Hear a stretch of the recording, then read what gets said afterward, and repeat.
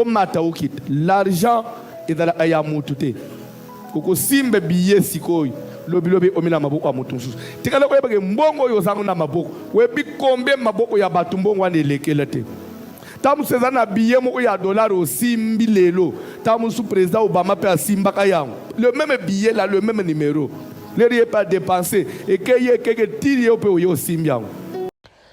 Bonjour, bonjour, Nabaye Barandaka, Biolenji TV, bonsoir, Bisika Molili Seko, Yokoti, Bande Korangai. J'espère que ça bien, Bisopeto ça bien, Nabolingo Yankolo, Toyebi Penzamba, Lola Sali Kobatela, Bino, Sali Kobatela, chaîne Nabino Memela Kabino, un place. Bande Koranga, le loto Pusani Ponanini, to Pusana Katango Likambo, Ezali Pelikambo, Zakomo Nana. Bande Koranga, le loto Ye Kakabomoni Minatir na biso tolobela nini. Ah, Bande Koranga ye. Ah, Biolenji TV, allez la bino fort. Palomin Zambe, Tangazo Sala miracle na ye.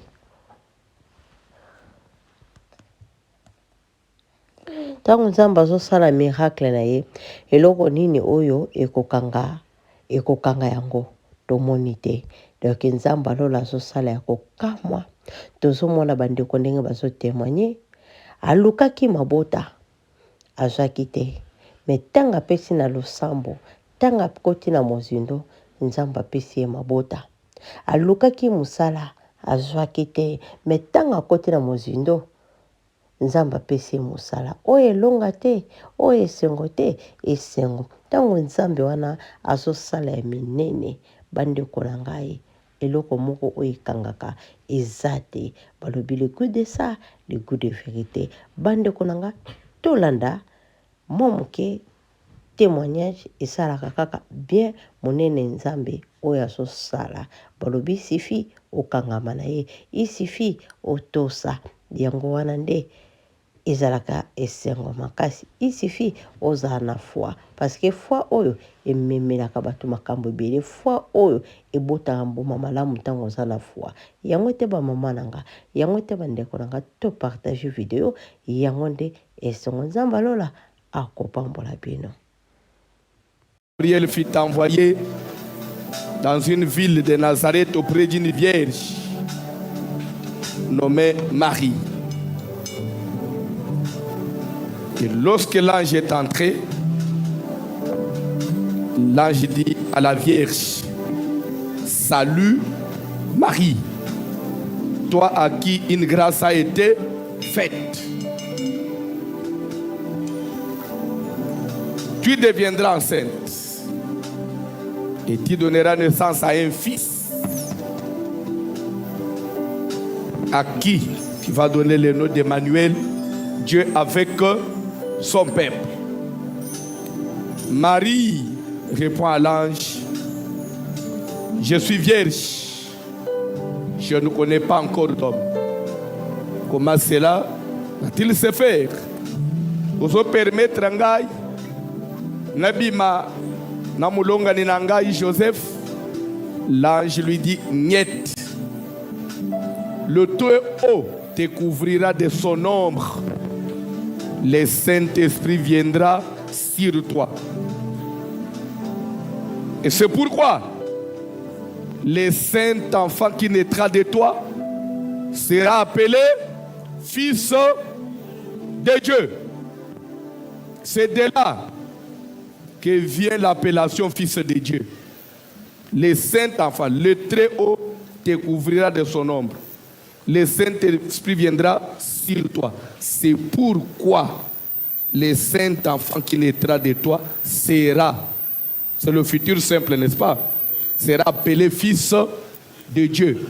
L'appellation Fils de Dieu n'est attribuée qu'à cet enfant qui était né de Marie, qui avait le corps physique. Et 33 ans et demi plus tard, le même enfant qui avait un corps matériel, il va s'écrier à la croix, tout est accompli. En d'autres termes, la mission est achevée. Il est mort. Il a été enseveli. Et 3 jours après, il est ressuscité. et il est monté au ciel. Je voulais te dire quelque chose. L'enfant, fils de Dieu, avec un corps matériel, est-il quelqu'un d'autre ou bien c'est Dieu lui-même? Mais nous voyons de par l'explication de l'ange, le Très-Haut te couvrira de son ombre. Le Saint-Esprit viendra sur toi. Et c'est pourquoi l'enfant qui naîtra de toi. Bref, est-ce que Jésus est-il une autre personne ou c'est le même Dieu? C'est le même Dieu. Mais Dieu a-t-il un corps physique? Est-il obligé d'avoir un corps physique? Oui. Pourquoi Dieu devait prendre un corps physique? C'est pour le respect de sa propre parole. Parce que pour agir sur terre efficacement, il faut répondre à la loi du territoire. La domination du monde et de la terre est donnée à quelqu'un qui a un corps matériel. Et Dieu devait venir dans le monde, sauver sur la terre, sauver l'humanité sur la terre. Lui, s'il vient en tant qu'esprit, il aurait violé lui-même sa parole. Parce qu'il a dit, créons l'homme à notre image, afin qu'il domine. N'est censé dominer sur terre qu'un homme avec corps physique. Dieu devait quitter son état spirituel, prendre un corps physique pour une mission, afin d'agir efficacement. Et à la fin de la mission, Dieu est retourné à sa forme initiale. Dieu a repris le corps spirituel, il est allé au ciel. C'est pourquoi il n'existe pas un fils de Dieu au ciel. C'était le même Dieu qui était venu en chair pour respecter la loi du territoire. C'est comme ça qu'il faut expliquer les choses. Parce que même les serpents au jardin d'Éden atteignent dans le jardin pour réussir mission à séduire le monde. À cause de la loi du territoire, nous sommes obligés à défendre Satan. Allez, je dis, Satan est obligé parce que Satan est esprit. Il fallait défendre Nyoka parce qu'il n'y a que le corps matériel physique et ça là qui est efficacement dans Moukil. Satan sengi Nyoka de fisanga nzoto na yo pour répondre à la loi du territoire. Et c'est comme ça que Zamba Zoya bisa Satan. Ah! Tu as pris un corps physique, il y a serpent, et tu es passé par la femme pour détruire l'humanité. Le même chemin que tu as emprunté, moi aussi je vais l'emprunter. Je passerai aussi par la femme pour sauver la même personne que toi tu as détruite. Et Dieu est passé par la femme par laquelle le Satan était passé pour détruire l'homme. Dieu est passé par la femme pour sauver l'homme. Et ça est l'homme société. Nous voulons adorer celui qui est venu nous chercher, celui que nous n'avons pas cherché. Il nous a aimés. Ce n'est pas nous qui l'avons aimé. Il nous a pardonné. Ce n'est pas nous qui l'avons pardonné. Il est mort pour nous. Nous ne sommes pas morts pour lui. Il s'appelle Jésus. Il avait laissé son trône pour nous voulons adorer celui qui a le souffle de ta vie dans sa main. L'air tozala ayakolala tomiyebite lokola bibembe et comme kana eremo des fois on est même na rendez-vous des fois yebike na tongo alele fone en de prière tamsu pongi emporter yo et comme kana eremo onjile mutu moko abetio la muka ustugo nzambe na ngai na komi na retard otali montre beauté il a encore 6 heures mbangu Yohana na douche nana la musa kabiso l'air tolala ndeko Patrice Yemba loba kolala olamo ezali habitude te parce que zaka na mukolo mu simba bomba tukolala kandenga tolala okolamuka te mais zana mutu moko lokola mukolo na biso nanu ekoki te ata olali retard atoza fatigué soki ngonge ekoki kaka okozala na fatigue ndenge ata besoin ya oselever okende ose soulager ekangio omona amutwana nyingisi yo des fois aussi tout kaboy ozo centre masube kangio makas mais aboy osuba na mbeto abi lève-toi va te soulager après rentre dors. Il y a un Dieu il faut respecter. Il y a un Dieu il faut l'église. Quand on parle des offrandes, il ferme son visage là. C'est un païen. Et d'ailleurs, même si toi tu ne donnes pas, ça change quoi? La vision de voici l'homme s'accomplira. Mais sache que le ciel te demandera des comptes. Parce que nous sommes tous en qui sait si c'est pour des moments comme celui-ci que toi tu es arrivé jusqu'à être au trône, si c'est pour de tels besoins que Dieu a fait que toi tu aies $100 dans tes mains.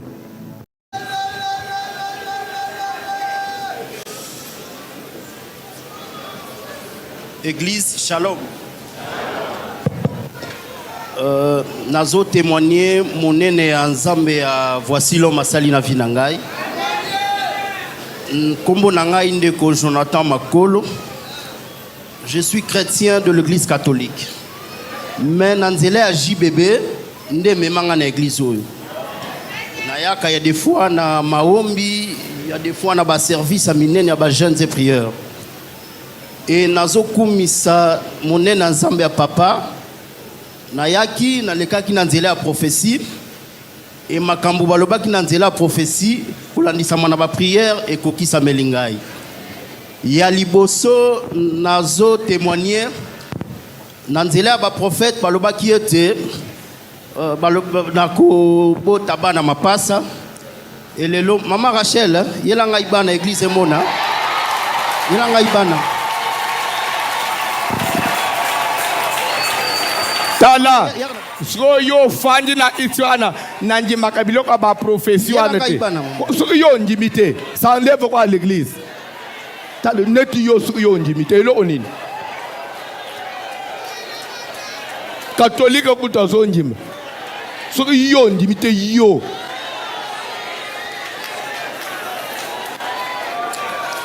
Mama zawapi yelanga ba mapasa. Olebi komune mama. Maman Rachel. Maman Rachel. Aidez Maman Rachel. Vous aidez Maman Rachel.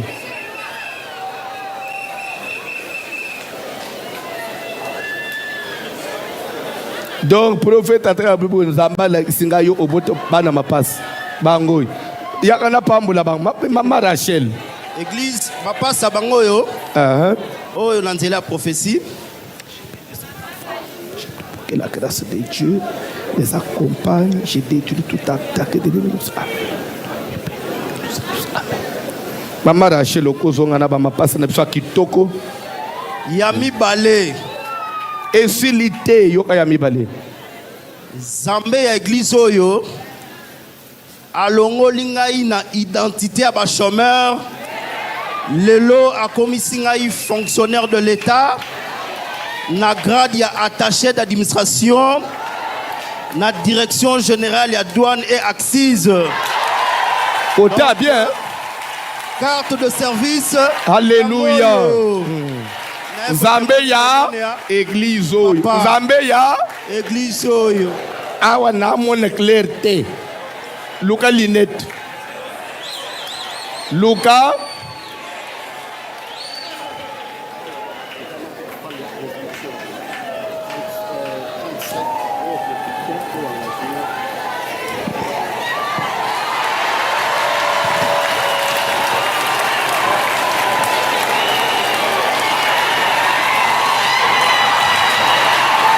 okobuka na kingo pamba eza ba enveloppe ebele na ba cross coupure ya ba franc eza ba enveloppe ebele na ba cross coupure ya ba franc congolais okobuka na kingo pamba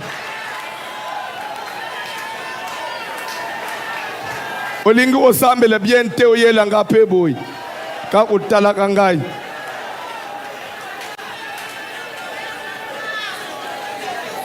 na siliki telema likolo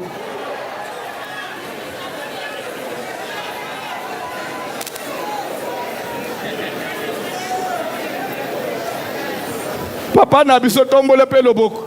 Papa la chemise à pembe. Papa m'a passe x2. Ah, ya ye o témoigner bisinga ke na boti deuxième fois ma passe. Yo atombole. Ah wa ye bisinga pe na petit témoignage na boti deux fois ma passe. Pesa mikoro mama linga témoigner zamba église oyo.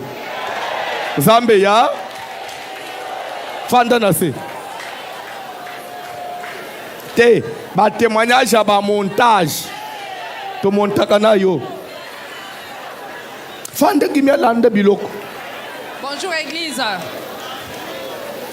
Naeko témoigner, Posa mikoro na monoko. N'a du courage par rapport à témoignage, il y a de quoi tu témoigner. Alors que jusqu'au vendredi, batinelinga un message na prophète mo kenzamba le bezo kanga ba témoignage, ozo pesa diable makasi. Témoigner pour affaiblir diable na vie na yo. Le lo suna kanga ki penza motema. Mais heure de quoi na témoigner, na bi je dois le faire. Na ye na 2014 na église oyo. Or kaka na bandi koya on dirait mulila libota. Micro, télévision micro boye ba. Non so ba sangeli ngai. Bitumba tenya ki degré moko que soki na tenaka bonté na ngai soit na kufa soit na ki ma église oyo na zonga na ba église o balinga ki nga na zala. Mais par rapport à ma promesse na tenaki bon. À un moment donné, Zaki na gastrite mo makasi. Tant que nous pas papa, tu vas passer par service papa ngana liata melati. Tu joues sous papa balu kelinga liata. Ah maman, boni ba je beaucoup gêné. Ah, nabi papa na ulcère nabi gêné. Na vandi prophétie yo matin intercession. Nabi na eta ya estomac na ngai. Na intercession.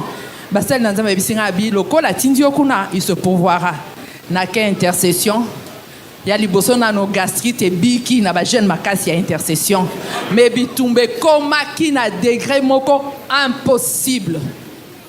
Donc na ndenge que na zangi nyonso na zangi place ko vanda na souffrir le quoi mutu etumbu na ko mutu na nzambe kondimela ona fingi yo. Pourquoi koko défendre ngaité? Plus bitumbe zo ya plus bilake zo mata.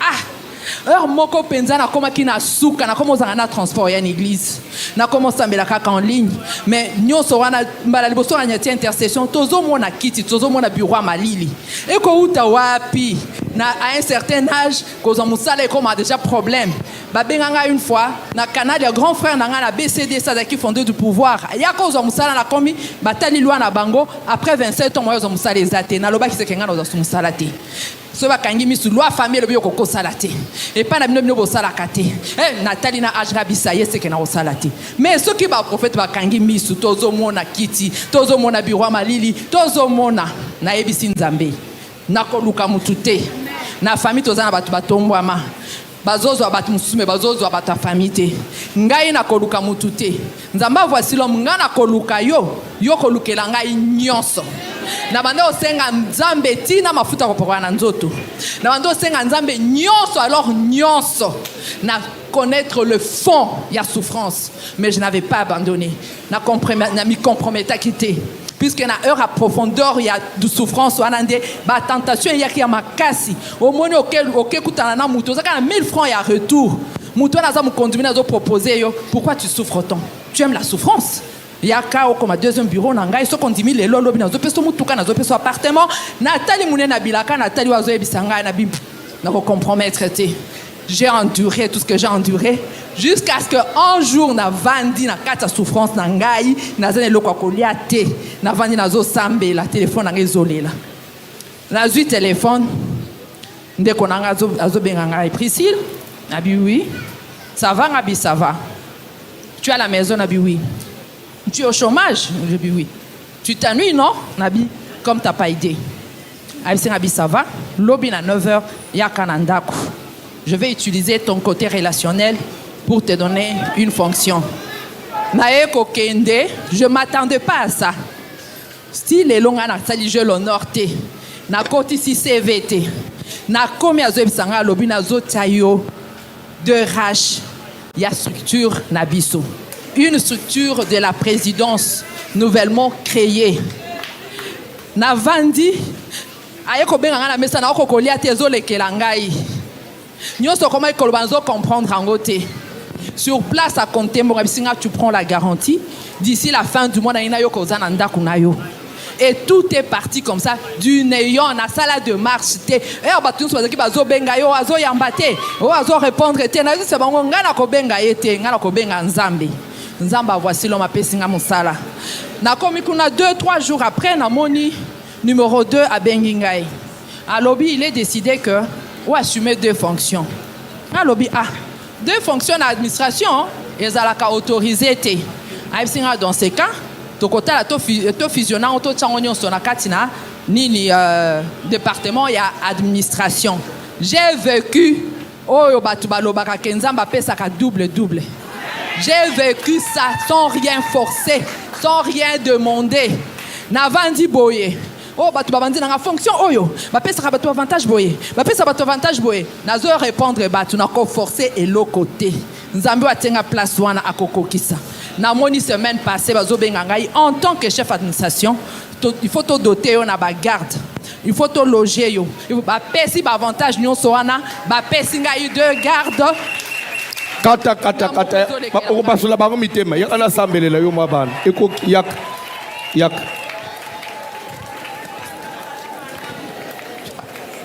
Nabanza, c'est une fille que je connais bien. Quand il vous parle de depuis 2014 Tilelo, je connais ce qu'elle a en diré. Mutumusus oti inzam. Parce que l'era yaki, elle avait un peu quelques moyens, mais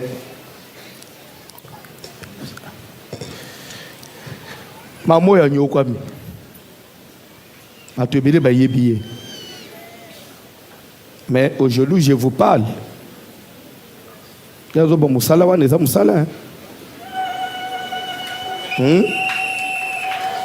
connais ce que je reçois comme dit, mais tika nzambo ya lokota anasakenda no musika na vie nzambe a permettre que preuve pour yeba soko landa nzambe pour le bien du monde ou bien oyebi nzambe. Dieu permet des fois quelques épreuves. Bible dit que souffre aussi de quelques injustices.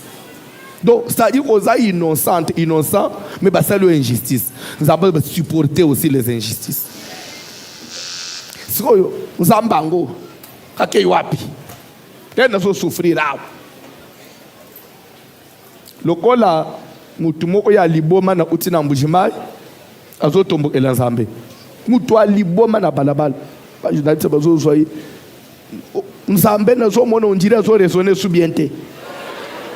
Kala biso bato amaboma to tamboli boy na fulu ko otimo yelo kwakuli. Na zela mutu akwe isimbongo. So bilo kwakuli na fulu ezate. Bato bokwe isa ambonte. Biso bato amaboma to kosuka wapi? Yo nzambo za wapi? Mutu aliboma. Après oye bisanga za nzambe. Mbongo ekwe ya kananzelete.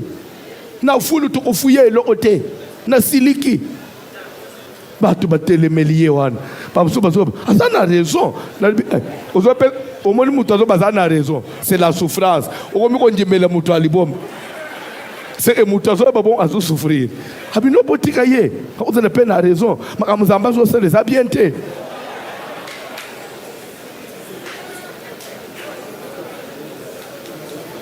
Amen. Mutu aliboma zana raison te. Allo batu bo wesa ambo ya lokota.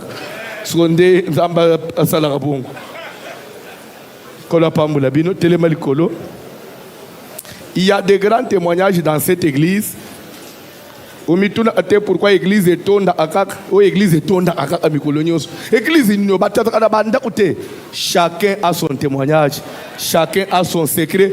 Tout comme moi aussi, voici l'homme, j'ai mon témoignage. Et chacun a aussi son témoignage. Ce qui y a no bika ya yote, kanga malisus. Au ciel, mafutate, maïte, bougite, kosokola yo makolote, kotongo la yote, losambo na maombi.